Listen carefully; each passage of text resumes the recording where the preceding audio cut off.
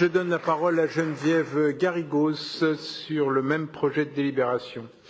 Merci, Monsieur le maire. Mes chers collègues, confrontée à la politique d'apartheid dès son plus jeune âge, Eudice Imelané s'est particulièrement distinguée par sa combativité, son courage et son travail.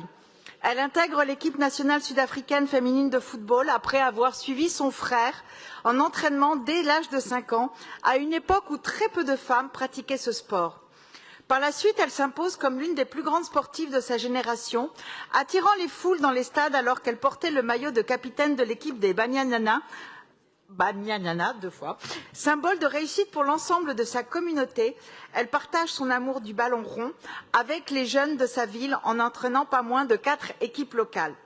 Surnommée le diamant par son entourage, elle se distingue par son humour, prenant toujours du plaisir à marquer de beaux buts, à plaisanter et à taquiner ses coéquipières sur le terrain. Eudice Imelané est aussi l'une des premières femmes ouvertement lesbiennes à militer en Afrique du Sud pour les droits humains en général et pour les droits des personnes LGBTQIA+, en particulier, malgré les menaces qui pesaient sur celles osant braver l'ordre prétendument moral, c'est-à-dire l'ordre patriarcal. Aussi, et nous avons déjà eu l'occasion de l'évoquer au moment de porter le vœu de cette dénomination au sein de ce Conseil, vœu qu'avec mes collègues du groupe Paris en commun, nous avions proposé et fait adopter au Conseil d'arrondissement du 20e. C'est avec beaucoup de fierté que nous vous proposons aujourd'hui d'inscrire sur le fronton d'un équipement sportif municipal du 20e le nom d'une femme noire, figure emblématique du football et de la lutte contre le sexisme, les LGBT-phobies et les discriminations. Une femme de courage qui partageait son amour du foot avec les jeunes du quartier qui l'avaient vue naître. Eudice Imelané a été retrouvée morte dans le lit d'un ruisseau de la ville qui l'a vue naître. C'était le 27 avril 2008. Elle avait 31 ans. Son corps, criblé des coups de couteau assénés par ses bourreaux, portait les stigmates du viol correctif, entre guillemets, qui lui ont été infligés pour la guérir de son homosexualité.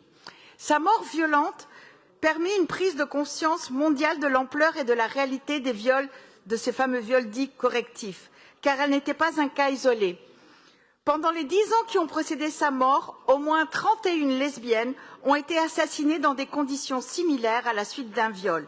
Des crimes sadiques visant les lesbiennes, les homosexuels et les personnes transgenres en Afrique du Sud.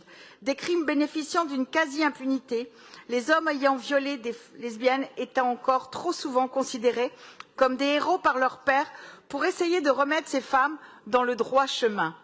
Depuis ce crime odieux, nous avons pleuré Noxolo Ngazwaza, Modisi, Pascalina et de nombreuses autres lesbiennes assassinées dans des contextes similaires.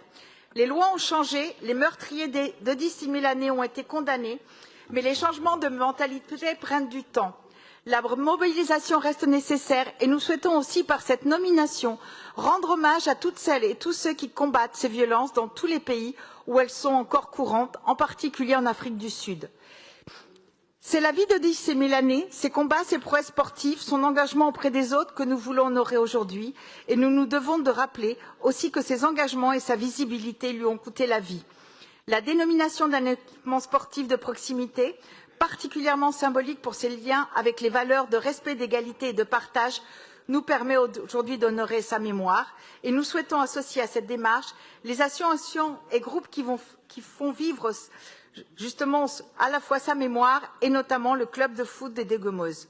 Nous avons souhaité que des événements sportifs évocateurs de son nom, de ses valeurs et de ses combats s'y déroulent régulièrement afin de faire connaître au grand public et notamment aux plus jeunes l'humanisme et le courage de cette femme exceptionnelle pour qu'elle puisse reposer en puissance, rest in power et continuer d'éclairer le monde. Je vous remercie. Merci beaucoup Geneviève Garrigos.